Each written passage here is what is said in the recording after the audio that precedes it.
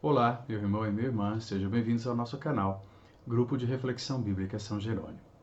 Hoje vamos meditar o Salmo responsorial que a liturgia nos propõe. É um salmo de louvor e também de ação de graças. Um salmo que começa com uma convocação: dai graças ao Senhor porque Ele é bom, eterna é a sua misericórdia. A palavra traduzida com misericórdia aqui, na nossa liturgia, em hebraico, representa um compromisso fiel que Deus fez com o seu povo e do qual ele não volta atrás. Isso significa que na história do salmista e na história de Israel, podemos dizer também na história da igreja, essa misericórdia é a ação de Deus que vai renovando o seu compromisso por meio das ações que ele realiza na vida do homem e da mulher de fé. A bondade, portanto, é esse compromisso fiel e estável do qual Deus não volta atrás. Essa convocação a cantar o louvor de Deus, ao falar da misericórdia como esse compromisso fiel, ela é também um convite a olhar para a própria história, porque o louvor na Bíblia, o louvor nos Salmos, não é uma oração vazia, não é uma oração de gritaria, não é uma oração de muita movimentação. É, sobretudo, um louvor que nasce da gratidão da experiência de Deus na própria história. Quando se louva a Deus, se louva quando se reconhece a presença dele agindo na história. E agindo de que modo? O versículo 14 nos diz com esse jogo de palavras: o Senhor, o Salvador. Como Senhor, ele é aquele que tem autoridade sobre a vida do homem e da mulher de fé. Mas essa autoridade, ele não a exerce simplesmente para dizer quem manda, mas ele exerce essa autoridade na condição de Salvador. Portanto, aquele que vem em socorro do homem e da mulher de fé, da comunidade de fé, diante das dificuldades que essas possam se encontrar. De fato, o versículo 15 fala de alegria e de vitória, que significa que estamos aí de pano de fundo do Salmo, num contexto de um conflito muito grande, provavelmente uma referência ao exílio. O exílio foi aquela experiência que Israel viveu no século VI a.C., na Babilônia. A elite, uma porção de Israel, foi levada à força para a Babilônia, portanto, levada para longe da sua própria terra. Lá não tinham o direito e a liberdade de poder voltar para a sua terra. Ora, essa situação foi extremamente dramática e difícil, um dos momentos mais difíceis da história de Israel, que fez com que eles revisassem muitas das suas crenças, das suas narrativas, porque se de um lado ela foi difícil, do outro lado ela foi uma oportunidade para descobrir mais profundamente o seu verdadeiro Deus, que se revela sempre como o Salvador. Essa situação histórica difícil, caracterizada pela dor, ela é descrita aqui no Salmo, no versículo 18, numa perspectiva profética, caracterizada pela ideia de um castigo disciplinar.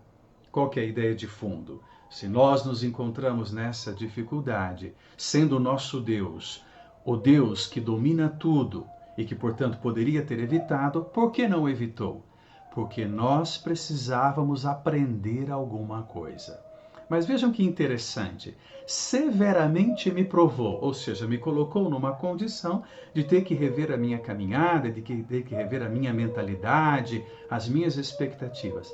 Mas não me abandonou. O Salmo afasta totalmente aquela ideia de um Deus ruim que castiga e tem gosto na dor e no sofrimento do seu povo.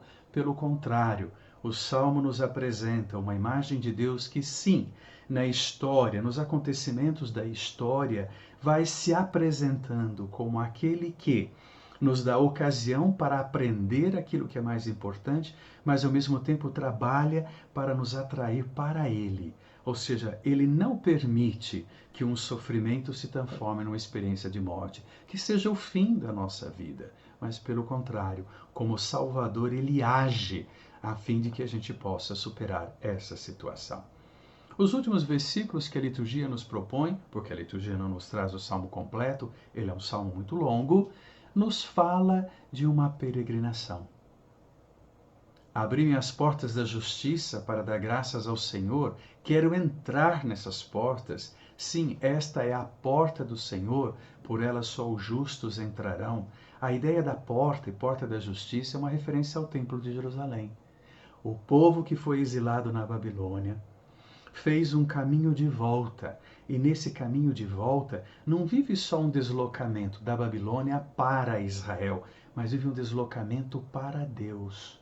Ir ao templo em peregrinação significa direcionar a vida para Deus. Esse Deus reconhecido como Senhor e como Salvador. Para nós, então, o Salmo nos deixa um convite com alguns aspectos de reflexão para a nossa vida de fé e de oração. O louvor é uma oração de ação de graças que parte da experiência de Deus na história, na vida.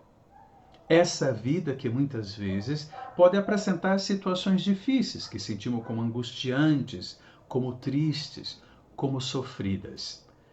Toda situação difícil é sempre uma ocasião para aprender alguma coisa, se nós conseguimos ir além do próprio sofrimento. Claro que ninguém aqui está autorizado a desrespeitar a pessoa no sofrimento. Nós temos que respeitá-la no seu sofrimento. Mas, se possível, estender uma mão para ajudá-la a enxergar além do sofrimento. Esse além, muitas vezes, não é algo grandioso, extraordinário, mas são sinais pequenos e delicados da presença de Deus que não nos deixa abandonados. Quando o sofrimento é grande, a tendência é não enxergar esses sinais pequenos, ao menos não no primeiro momento.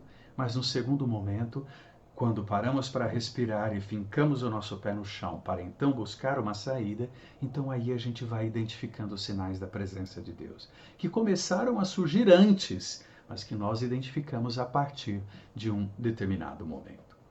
Identificados esses sinais da presença de Deus, nós nos colocamos numa peregrinação, num deslocamento, que não é geográfico, não precisamos pegar um avião e ir a Jerusalém.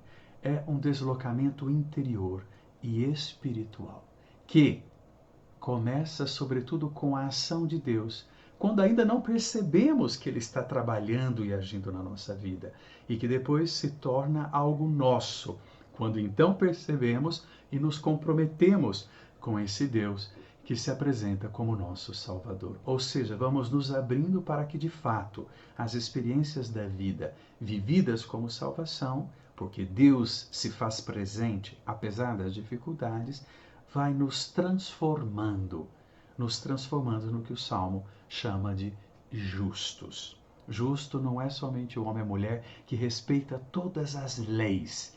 Justo é o homem e a mulher que vai se identificando com o projeto de Deus, que vai moldando a sua vida a partir do projeto de Deus. Então, é o homem e a mulher de fé, dignos de se colocar na presença de Deus, desse Deus que esteve sempre presente na vida desse mesmo homem e dessa mesma mulher de fé.